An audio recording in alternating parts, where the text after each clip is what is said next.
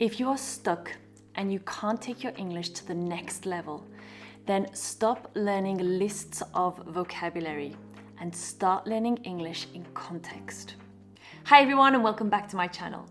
Today I will read you a fascinating short story called The Mission. It will help you learn language in context, which is the best way to improve your English fast. The story is roughly 8 minutes long, and after a read through, I will explain some of the expressions and vocabulary in detail to show you how you can use them in your own sentences. So if you stay to the end of this lesson for the takeaways, your English will definitely improve today. Let's dive straight into the story. Are you comfortable? The Mission. Alice stood rooted to the spot, her breath misting in the damp London air. The streetlights gave a soft light on the familiar person in front of her. The man she thought she'd never see again. The man she hadn't seen for 2 decades.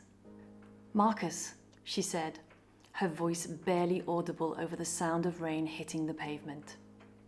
He turned, his eyes looking into hers. His face was just as she remembered, untouched by the years that had changed everything else. "Alice," he said softly, stepping towards her, water dripping from his dark hair. Alice's heart pounded. She wanted to move, to speak, but disbelief held her in place. I don't understand," she stammered. "You look the same, exactly the same." Marcus hesitated, his expression a mix of guilt and relief. "I know it's hard to believe," he said, "but I can explain. Can we go somewhere to talk?" Alice's instincts told her to turn away, to protect herself from whatever painful truths might follow. But curiosity and something deeper, something unresolved, stopped her from moving. She gave a small nod, her voice steadier this time. "All right, let's talk."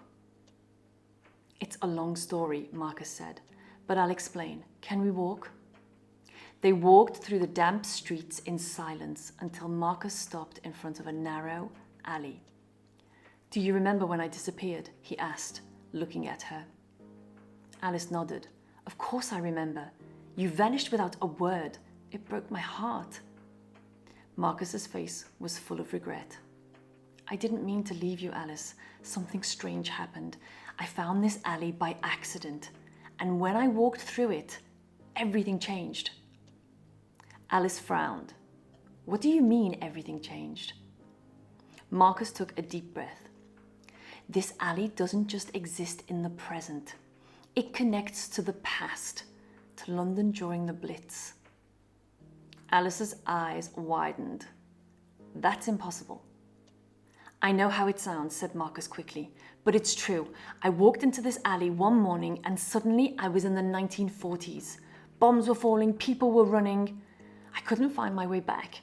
I was trapped there for what felt like years."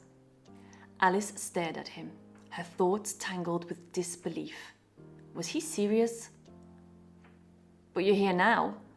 How did you get back?" Marcus shrugged.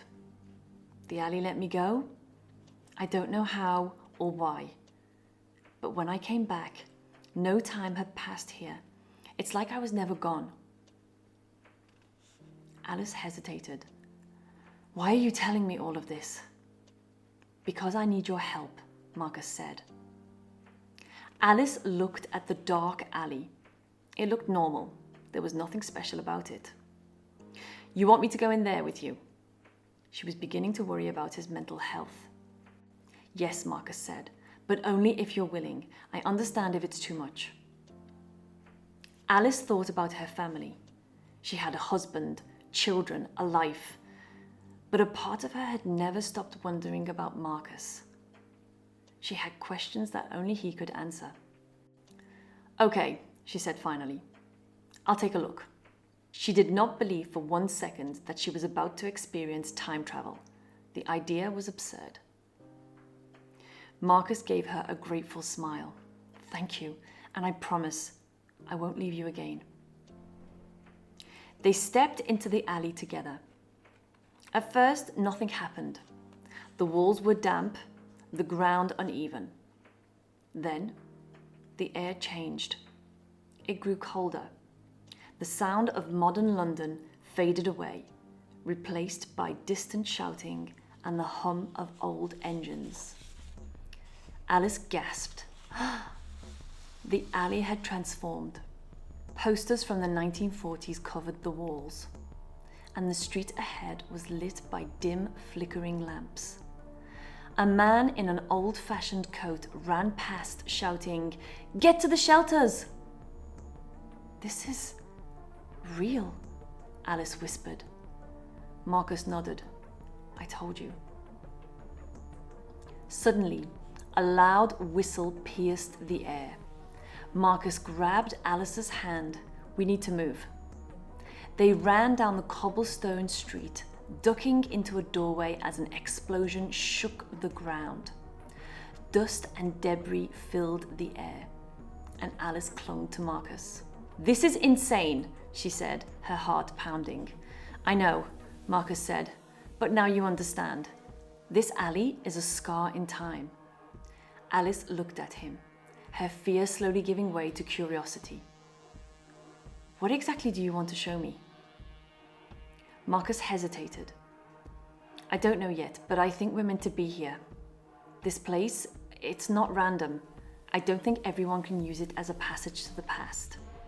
It's almost like it's waiting for us to uncover something important." Alice raised an eyebrow. "You're not telling me everything, are you?" Marcus didn't look at her for a moment. "I'm telling you what I can." The air felt thick with unspoken words. Alice knew Marcus well enough to see that there was something he wasn't saying. It wasn't just the alley or the war that had brought him here. He was hiding something deeper, something that tied him to this strange place. Before Alice could press him further, a group of people passed by, dressed in old wartime clothing. They looked anxious, hurrying to the shelter. "We need to hurry," Marcus said, his voice tight. Alice followed him as they continued down the street, the sounds of the war growing louder. They rounded a corner and stopped in front of a large building. It looked old, like the rest of the city, but there was something about it, something important, something familiar. Marcus turned to Alice. "This is where we need to be. I'm going to need your help, Alice. I know I can trust you." Alice was taken aback. "What are we doing here?" "I can't explain it all now," Marcus said, glancing nervously around.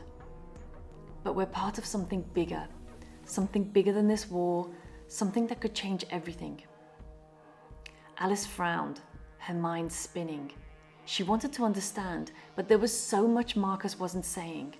She could feel the weight of his words, but she couldn't yet see the whole picture. "Just tell me one thing," Alice said, her voice steady. "Why me? Why did you come back to me after all these years?" Marcus looked at her, his expression softer now.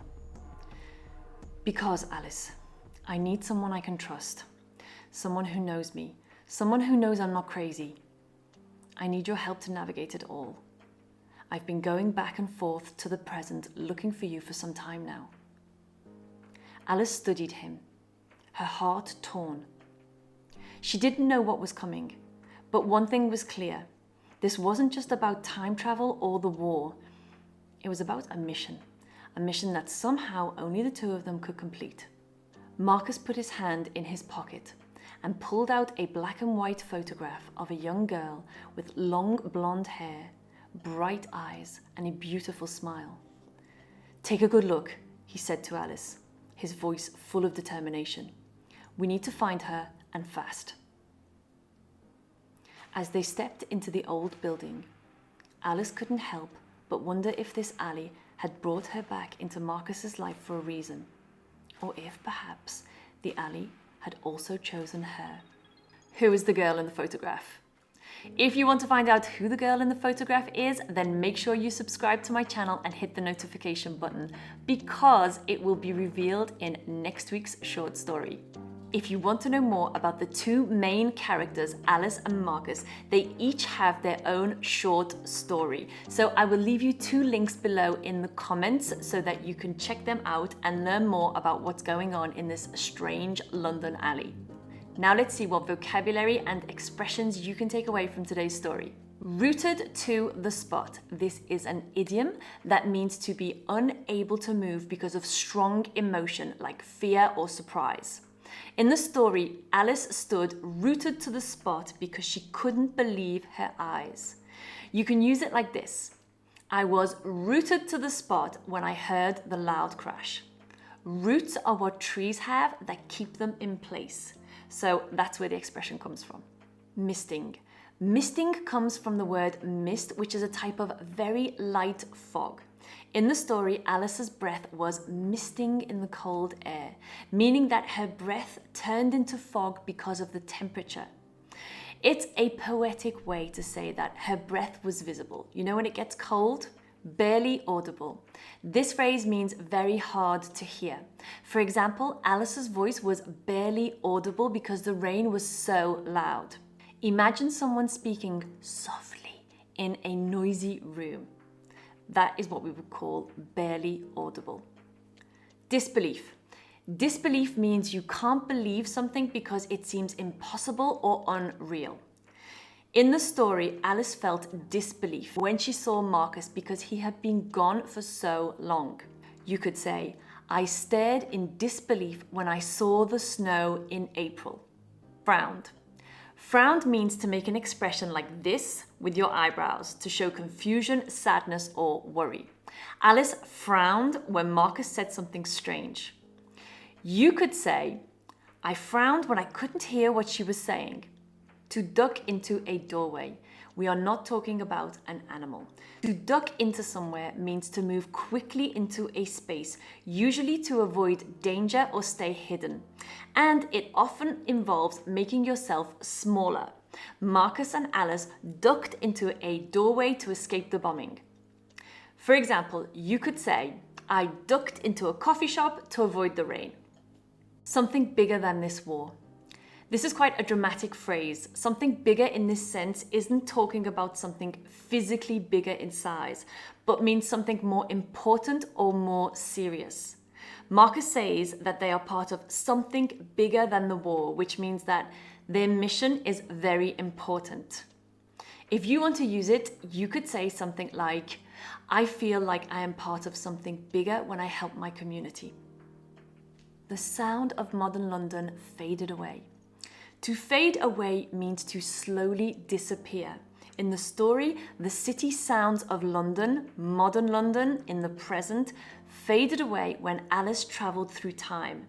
You could use this in a sentence by saying, the music faded away as the concert ended. So there you go. If you have guessed who the girl in the black and white photograph is, then let me know below in the comments. We'll see if you are right next week. If you're in the mood for doing some more English with me today, then join me in the next video. Don't forget to like and subscribe before you go. I'll see you soon. Bye.